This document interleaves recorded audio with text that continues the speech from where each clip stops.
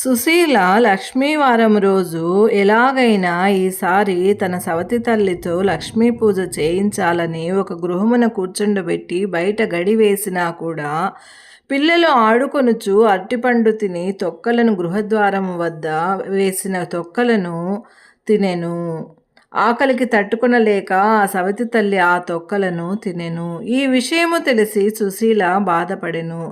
ఇంతలో ఆఖరి లక్ష్మీవారము వచ్చెను. శ్రీ మహాలక్ష్మి పూజకు శ్రేష్టమైన మార్గశిర మాసము వెడలిపోయిన మంచి అవకాశము చేజారిపోగలదని గ్రహించి ఈసారి ఎటులనైనా తన సవతి తల్లితో పూజ చేయించవలననే పట్టుదలతో వ్రతభంగము కాకుండా తన తల్లిని తన చీర కొంగుకు ముడి వేసుకుని ఏ విధమైన నియమభంగము కలుగకుండా జాగ్రత్త పడెను.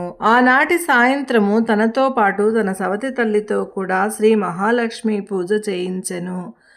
పూజ తరువాత ప్రసన్నురాలైన శ్రీ మహాలక్ష్మికి సుశీల పెట్టిన నివేదనను స్వీకరించి ఆ సవతి తల్లి పెట్టిన నివేదనను తిరస్కరించినది.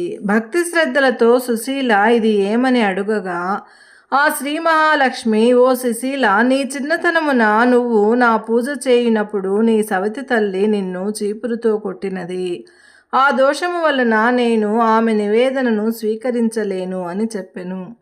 దానికి సుశీల తన సవతి తల్లి చేసిన పనిని క్షమించమని ప్రార్థించగా అటులనే అని అమ్మవారు పలికిరి. ఆమె సమర్పించిన నివేదనను స్వీకరించి వారిరువురు ఇంట సుఖ సంపదలు వృద్ధి చెందగలవని వరము ఇచ్చెను.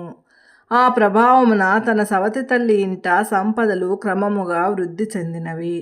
అటు పిమ్మట ప్రతి సంవత్సరము వచ్చు మార్గశిర మాసమున 5 లక్ష్మీ వారములు నియమనిష్టలతో శ్రీ మహాలక్ష్మి పూజ చేసి తమ విభవము కొలది పరమాన్నము, పులగము, బూరెలు, అప్పాలు మొదలగు వాటిని నివేదన చేయుచు పేదవారికి పంచిపెట్టిరి. వారిరువురు కుటుంబములు సుఖ సంపదలతో ఆనందముగా గడిపిరి. నాకు తెలిసిన విషయము, మార్గశిర మాసములో 5 లక్ష్మీ వారాలు లక్ష్మీవ్రతము చేసిన ఎడల అష్టైశ్వర్యములు కలుగునని కథ తెలియజేయుచున్నది. అంతేకాకుండా సాయంకాలం పూట తల దువ్వుకోకూడదని, నూనె రాసుకోకూడదని, మరియు ఆడపిల్లలపైన చేయి చేసుకోకూడదని ఈ కథ తెలియజేయుచున్నది. ఓం శ్రీ మాత్రే నమః.